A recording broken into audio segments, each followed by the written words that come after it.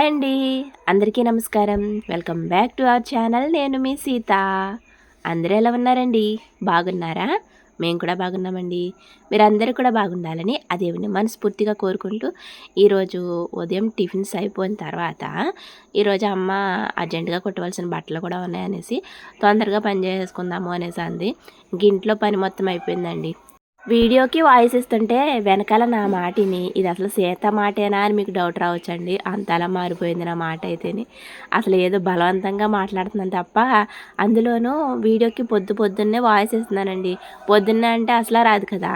ఇక నుంచి ఏదన్నా తిన్నాము తాగాము అంటే కొంచెం కవర్ అవుతుంది, కానీ పొద్దున్న అసలు వాయిస్ కూడా రావట్లేదు. ఈ వీడియోకి నా వాయిస్ని మాత్రం కొంచెం అడ్జస్ట్ అవ్వండి. పొద్దున్నే వాయిస్ ఇచ్చేస్తున్నాను కదా, అందుకే ఇలా ఉంది. ఇంక ఈరోజు మన వీడియోలో రెసిపీ అయితే అమ్మ అసలు మందులు ఏమీ వేయకుండా ఇంట్లోనే పెంచుతున్న కొన్ని ఆకుకూరలతో పప్పు వండుతానంటుందండి. ఈ రెసిపీని షేర్ చేస్తాను మీతోటి. ఆకుకూరలు అంటే ఇప్పుడు పొనగంటి కూర అయినా తెలగపిండాకైనా తొందరగా వచ్చేస్తుందండి. తెలగపిండాకు లేదంటే కొండపిండాకు అంటారు. కిడ్నీలో రాళ్ళు ఉన్న వాళ్ళు తింటే కిడ్నీలో రాళ్ళని కూడా కరిగిస్తుంది అంటండి ఈ ఆకు. ఎక్కువగా దొరుకుతుంది, కానీ అసలు ఎవరికి నచ్చవు కదా ఇలాంటివంటి అని. అమ్మ ఇంట్లోనే పెంచుకుంటుంది. కిడ్నీలో రాళ్ళున్న వాళ్ళు మాత్రం ఈ ఆకుకూర ఎక్కడుందా అనేసి పరిగెత్తుకుని వెళ్ళి నెతుక్కుని మరీ తెచ్చుకుని తింటారండి. అంత బాగా పనిచేస్తుందంట. ఇంక ఇక్కడేమో మా కొండపిండి ఆకు కోసింది, అటువైపు ఏమో పొనగంటి కూర కోసింది. ఇంకా ఎప్పుడు ఆకుకూర వేసి పప్పు వండినా కానీ ఆ పప్పులో ఒక గుప్పెడు గోంగూర ఆకులు కూడా వేసేస్తుందండి. అంటే పులుపు కోసం మనం చింతపండు వేస్తాం కదా, అలా కాకుండా గోంగూర ఆకులనే పులుపు కోసం వేసేస్తుంది అనమాట. ఇంకా పప్పులో చింతపండు వేయనవసరం లేదు. ఈ గోంగూర చెట్టు మాత్రం పెద్ద చెట్టులా భలే బలంగా వచ్చిందండి. ఇంకా పప్పు వండినప్పుడు అలా 4 ఆకులు కోస్తానే ఉందంట అమ్మ. ఇక్కడ పొనగంటి కూర, కొండపిండాకు, ఇంకా గోంగూర 3 రకాల ఆకుకూరలు అయితే రెడీగా ఉన్నాయి. ఇప్పుడు వీటన్నిటిని కట్ చేసుకుని పప్పులో వేసేసాము అంటే భోజనం టైం అయిన తర్వాత అప్పుడు వేడివేడిగా అన్నం వండుతుంది. ముందు కూర వండేసి పక్కన పెట్టేసిందంటే. కొత్తగా మన ఛానల్ని ఈ వీడియో ద్వారా ఎవరన్నా చూస్తుంటే కనుక ఈ వీడియోనే కాకుండా ఒకసారి వెనక్కి వెళ్ళి ప్రీవియస్ వీడియోలు కూడా చెక్ చేయండి. వీడియోస్ బాగున్నాయి అనుకుంటే ఛానల్ని సబ్స్క్రైబ్ చేసుకుని సపోర్ట్ చేయండి. ఇంకా ఇదిగోండి, మా ఫ్యామిలీలో కొంతమంది ఉన్నారు, వీడియో చూస్తారు కానీ లైక్ ఇవ్వరండి కొంతమంది. అలా అంటున్నారనేసి ఈ మధ్యకాలంలో ప్రతి వీడియోకి కొంచెం బాగానే లైక్లు ఇస్తున్నారండి. ఇంకా అందరూ మర్చిపోకుండా ఒక్కసారి కిందకి చూడండి, లైక్ అనే బటన్ ఉంటుంది. ఆ బటన్ని ప్రెస్ చేశారంటే మన వీడియో లైక్ అవుతుంది. ఒక్కసారి నా కోసం మాత్రం మర్చిపోకుండా లైక్ ఇచ్చేయండి. ఇంక ఇదిగోండి, పప్పు కోసం ఆకుకూర, ఉల్లిపాయలు, పచ్చిమిరపకాయలు, టమాటాలు ఇవన్నీ కూడా పప్పులో వేసేసిందమ్మ. ఇంకా తర్వాత కట్ చేసుకున్న ఆకుకూరను కూడా వేసేసి కుక్కర్లో 4-5 విజిల్స్ వేయించేసామనుకోండి పప్పు ఉడికిపోతుంది. మా అమ్మని నేనేదో పొగిడేయడం కాదు కానండి, అసలు ఎంత స్పీడ్గా పనులు చేసేస్తుందంటే కళ్ళు మూచి తెరిచే లోపల ఆ పని అయిపోతుంది. అంత స్పీడ్ మా అమ్మ. మీరు చెప్తే నమ్మరు, నేను ఇంతకుముందే నిద్ర లేచానండి.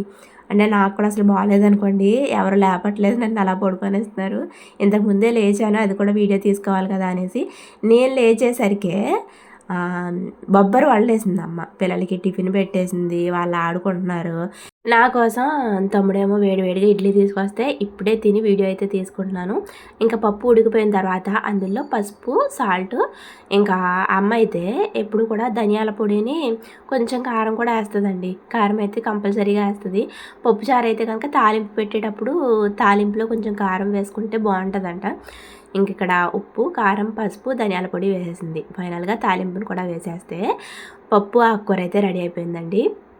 ఇక ఇలా ఈరోజు వంట అయితే కంప్లీట్ అయిందండి. ఇంకా భోజనం టైం అయిన తర్వాత వేడివేడిగా అన్నం వండుకుని అప్పడాలు వేయించుకుని తిన్నామంటే భలే ఉంటుంది పప్పు అయితేనండి. ఇంకా నేను లాస్ట్ వీడియోలో చెప్పాను కదండి, అమ్మమ్మ బ్లౌజ్ కుడుతున్నాను అనేసి. అమ్మమ్మది అయిపోయింది పక్కన పెట్టేసి ఆ తర్వాత నా బ్లౌజ్ కుట్టుకుంటున్నాను. నిన్నైతే సగం వరకు సగం పైగానే కుట్టేశాను. ఇంకా ఫినిషింగ్ టచ్ అనేది ఉందండి. ఇంకా ఈరోజు మొదలు పెట్టాను అనమాట. అమ్మకు కూడా అర్జెంటుగా ఇచ్చేసి బ్లౌజులు ఉన్నాయి, దీనిని కుట్టేసి పక్కన పెట్టానంటే ఈ మిషన్ ఇప్పుడు అమ్మ ఎక్కుతుంది. బ్లౌజ్ ఎలా కుట్టాలో, ఎలా కటింగ్ చేయాలో ఇదంతా నాకు ఐడియా ఉందండి. ఇంకా నేను బద్దకించి కుట్టట్లేదు అంతే. నా బ్లౌజులు నేనైనా కుట్టుకునేలాగా నేర్చుకోవాలి కదా. అంటే బొత్తుగా పాడు చేసేలాగేమీ కుట్టను అనుకోండి, బాగానే కుడతా, కాకపోతే బద్దకం అంతేని. ఇంకా అమ్మ ఎప్పుడన్నా ఒకటి చెప్తా ఉంది, కానీ ఆ ప్రాసెస్ ఏంటో మొత్తం తెలుసు కాబట్టి నేనే కుట్టేశాను. ఈరోజు నేను నా బ్లౌజ్ని నా చేతుల మీదుగా కుట్టేసుకున్నానండి. ఇది కూడా చాలా ఆనందంగా ఉంది నాకు. అసలు బ్లౌజ్ ఎలా కుదిరింది ఏంటి అనేది నెక్స్ట్ వీడియోలోనే ఈ శారీని కట్టుకుని చూపిద్దాము అనేసి అనుకుంటున్నాను, ఏమవుతుందో. అందరూ టైలరింగ్ వర్క్ చేస్తారు కానీ కొంతమంది దగ్గరే సెట్ అవుతుంది అంటారు కదండి. అది మనం ఎదర షేప్ కటింగ్ దగ్గర షేపులు వేసే దగ్గరే ఉంటుంది. రెండవదేమో ఫినిషింగ్ ఇవ్వడం అండి. మనం నీట్గా కుట్టాలి, ఫినిషింగ్ బాగా ఇచ్చాము అంటే బయట వాళ్ళకు కూడా బాగా నచ్చుతుంది. ఇంక ఏ వర్క్ అయినా, ఇంకా టైలరింగ్ వర్క్ అనే కాదు, ఏదైనా కానీ మనం ఇంట్రెస్ట్ పెట్టి అవన్నీ నీట్గా చేసాము అంటేనే కదా బయట వాళ్ళకు కూడా నచ్చుతుంది. మా అమ్మ అయితే చాలా నీట్గా కుడుతుందండి. బ్లౌజ్ని అలా చూస్తూ ఉండిపోవాలనిపిస్తుంది, అంత బాగా కుడుతుంది. ఇంక ఇదిగోండి ఇలా నేను ఆ బ్లౌజ్ని కుట్టి పక్కన పెట్టానా. ఈ లోపల నా ఫ్రెండ్ గీత కూడా వచ్చిందండి. మీకు చెప్పాను, ఒక వీడియోలో చెప్పాను. తర్వాత ఒక శారీని ఇలా ప్రీ ప్లీటింగ్ చేస్తుందండి తను. ఇప్పుడు పెళ్లి కూతుర్లకి పెళ్లి టైంలో 2-3 చీరల వరకు మార్చాలి కదండి. అలాంటప్పుడు చీర కట్టాలి అంటే ఎక్కువ టైం పట్టేస్తుంది కదా. అలా కాకుండా మనం ఇలా ప్రీ ప్లీటింగ్ చేయించి దాచుకున్నాము అంటే శారీని 2 మినిట్స్లో కట్టేయచ్చండి. మీరు అసలు నమ్మరు, అది ఎంత బాగా చేస్తుందో గీత అయితేని. నేను ఈ శారీ ప్రీ ప్లీటింగ్ మీద గీత కోసం ఇన్స్టాగ్రామ్లో ఒక వీడియో కూడా చేశానండి. యూట్యూబ్లో చూపించలేదు కానీ ఇన్స్టాగ్రామ్లో ఒక రీల్ కూడా చేశాను. ఆ రోజు నేను శారీ కట్టుకుంటుంటే అసలు 1 మినిట్ అండి, 2 మినిట్స్ కూడా పట్టలేదు. అసలు ఎంత బాగుందో చీర కూడాను. నాకు ఇన్స్టాగ్రామ్ పేజ్ కూడా ఉందండి, నేను మీ సీత అని ఉంటుంది అక్కడ కూడాను. ఒకసారి అక్కడికి వెళ్ళి మన ఇన్స్టా పేజ్ని కూడా ఫాలో చేయండి. అక్కడ ఈ గీత శారీ ప్రీ ప్లీటింగ్ మీద ఒక రీల్ కూడా చేశాను నేను. ఇంక యూట్యూబ్లో అయితే మీతో ఎప్పుడు షేర్ చేయలేదు కదా అనేసి ఇక్కడ చూపిస్తున్నానండి. పెళ్లి టైంలో మాత్రం మనందరము పంతులు గారితో తిట్లు తిన్న వాళ్ళమే కదండి. వాళ్ళేమో తొందరగా తీసుకొచ్చామంటారు, ఇక్కడేమో శారీ కట్టడం అవ్వదు. అందరూ ఫేస్ చేసిన ప్రాబ్లమే కదండి. కానీ ఈ టైంలో ఉన్న పెళ్లి కూతుర్లకైతే అసలు ఆ ప్రాబ్లం ఏమీ లేకుండా ఇలా మనం శారీని ప్రీ ప్లీటింగ్ చేంజ్ చేసుకుని పట్టు చీరలన్నీ చాటు పెట్టామంటే పెళ్లి టైంలో పెళ్లి కూతురికి ఒక్క నిమిషంలో మనం శారీని కట్టేయచ్చు. ఇంకా ఫోటోలకి కూడా మంచి లుక్ వస్తుందండి. అంటే పట్టు చీరలు అంటే మనం ఎలా పడితే అలా కట్టేస్తే రావు కదా. ఇలా శారీ ప్రీ ప్లీటింగ్ చేసినా కానీ కట్టుకోవడం రావట్లేదు కొంతమందికి. ఎలా కట్టుకోవాలని చూపిస్తాను, వీడియోలో చెప్పు అనేసి అంటుంది గీత. మా పనిలో మేమున్నాము. ఇక అమ్మేమో పిల్లలందరికీ స్నాక్స్ పెడుతుంది. ఇక్కడ గీతకి 2 అబ్బాయిలే, నాకు 2 అబ్బాయిలే కదా, నలుగురు ఆడుకుంటున్నారు. ఇంకా మా కోసమేమో టీ కూడా పెట్టింది. మా చిన్నప్పుడు కూడా మా అందరినీ అమ్మ బాగా చూసేదండి.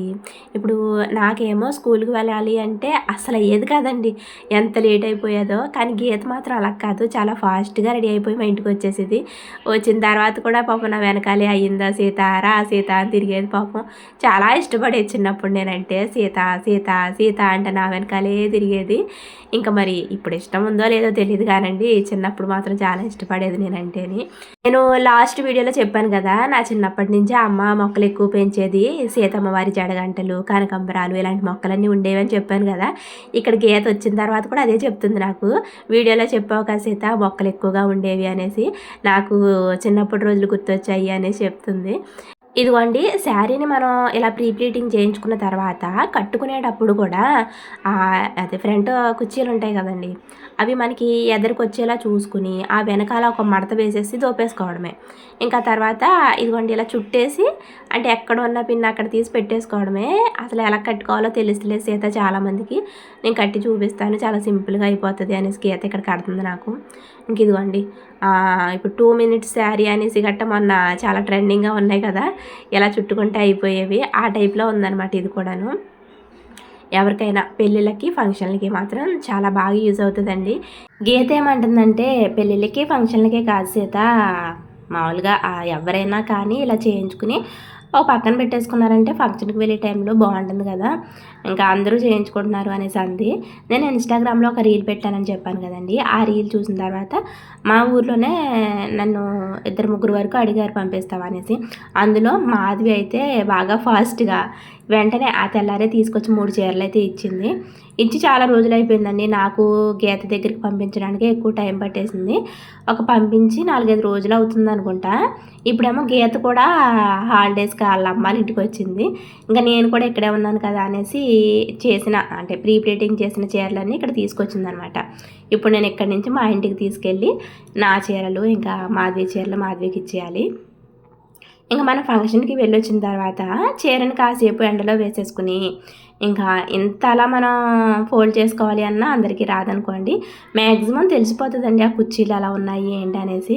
ఆ శారీని చూసేసరికి మనకి ఒక ఐడియా అనేది వచ్చేస్తుందండి. ఐడియా ప్రకారం మనం ఫోల్డ్ చేసుకుని అందుకే ఇక్కడ గీత ఎలా ఫోల్డ్ చేస్తుంది అనేది మీకు ఐడియా ఉంటుంది, నాకు ఐడియా ఉంటుంది కదా అనేసి వీడియో తీస్తున్నాను. ఇలా ఫోల్డ్ చేసేసుకుని మనం అదే కవర్లో మళ్ళీ పెట్టేసామనుకోండి, ఈ శారీని ఒక్కసారి మనం ప్లీటింగ్ చేయించుకుంటే 3 టైమ్స్ వరకు, అంతకంటే మనం దాన్ని దాచుకునే విధానాన్ని బట్టి 3-4 టైమ్స్ వరకు యూజ్ చేసుకోవచ్చు. మేమిద్దరం మా హడావుల్లో మేమున్నాము. ఇక్కడ గీతాల పిల్లలిద్దరు, మా పిల్లలిద్దరు, నలుగురు మగ పిల్లలు అయ్యేసరికి అసలు వీళ్ళ అల్లరికి అంతులేదండి. ఆడపిల్ల మగపిల్ల అంటే కొంచెం కుదురుగా ఉంటారేమో, ఇద్దరు మగపిల్లలు అయ్యేసరికి అందులోనూ నలుగురు మగపిల్లలు కలిసేసరికి ఇంకా దారుణం చేసేసారు మా ఇల్లు అయితేని. నాకేమో 10th అయిన వెంటనే మ్యారేజ్ అయిపోయింది కదా, ఇంకా అందుకని మా పిల్లలిద్దరూ పెద్దవాళ్ళు అయిపోయారు. గీతాల పిల్లలేమో కొంచెం చిన్నగా ఉన్నారు, ఏజ్ డిఫరెన్స్ వచ్చేసింది వాళ్ళకి. అయినా కానీ బాగా కలిసిపోయి ఆడుకున్నారండి. అంటే ఇక్కడ హాలిడేస్కి వచ్చిన దగ్గర నుంచి వాళ్ళకు ఫ్రెండ్స్ ఎవరు దొరకలేదంట. మా పిల్లలకు కూడా ఇంకా మా తమ్ముడిని వదిలిపెట్టి అసలు ఎక్కడికి బయటికి వెళ్ళరు వాళ్ళు. ఒకవేళ వెళ్ళినా కానీ మళ్ళీ మాయ కనిపించాలి, వాళ్ళకి వచ్చేస్తూ ఉంటారు. ఇంకెళ్ళ నలుగురు అలా కలిసి ఆడుకుంటూ ఉన్నారు. ఈరోజు మా ఇంటి దగ్గరే భోజనం చేసేద్దరు కానీ అనేసి అమ్మ కూడా అన్నం వండేసింది. నలుగురికి ఒకేసారి భోజనం పెట్టేశాను. గీతాల పెద్దోడినేమో ఎవరు వండారా వంట అంటే అమ్మమ్మ వండిందనే చెప్తున్నాడు. మా అమ్మ వండిందంట, అమ్మమ్మ వండింది బాగుందనేసి. వాళ్ళ చిన్నోడేమో తినకపోతే నేను ఎక్కడ తిడతానా అన్న భయంతో తింటున్నాడు. మా పిల్లలండి ఇదివరకు ఇలా పప్పు ఆకుకూర ఉన్నప్పుడు ఆకుకూరలు ఏరి పక్కన పెట్టేసేవారు. లేదంటే వాళ్ళు తినట్లేదు కదా ఆకుకూర పక్కన పెట్టేస్తున్నారని నేనే నా చేతితో తినిపించేసేదాన్ని ఇలా ఉన్నప్పుడు. కానీ ఇప్పుడు మనం పెట్టగా వాళ్ళకు కూడా అలవాటు అవుతుంది కదా.